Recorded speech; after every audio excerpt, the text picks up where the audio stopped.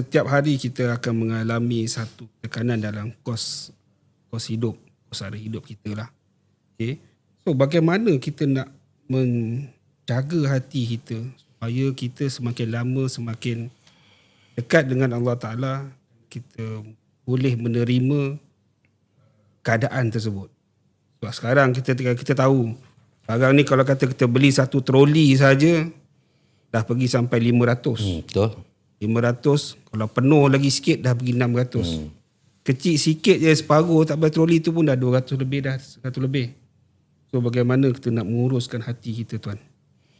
Okey, yang penting sekali niat kita.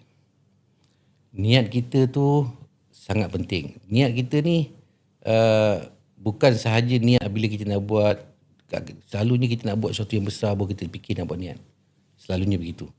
Contohnya kita nak solat, nak sembahyang, baru kita niat. Ataupun bila kita nak buat satu niat, tapi kita lupa. Kita nak keluar rumah pun kita kena ada niat. Kita terlupa, kita nak masuk tandas pun kita ada niat. Ada bacaan-bacaan doa dia, kita nak keluar tandas pun kita ada niat. Ini semua ni kita kena mempraktikkan dalam kehidupan kita. Kita kena pastikan niat tu penting. Bila niat tu kita dah betulkan, barulah datangnya nanti Allah akan mendekatkan diri dia pada kita. Barulah kita akan merasai bahawa kita ni sebenarnya kena bersyukur dengan apa yang kita ada secukupnya. Kalau kita tak bersyukur dengan apa yang kita ada, itu datangnya perkara-perkara yang kita bincangkan tadi. Kita kena bersyukur. Dan bersyukur, kemudian kita akan merasai bahawa ni dah cukup lah ni.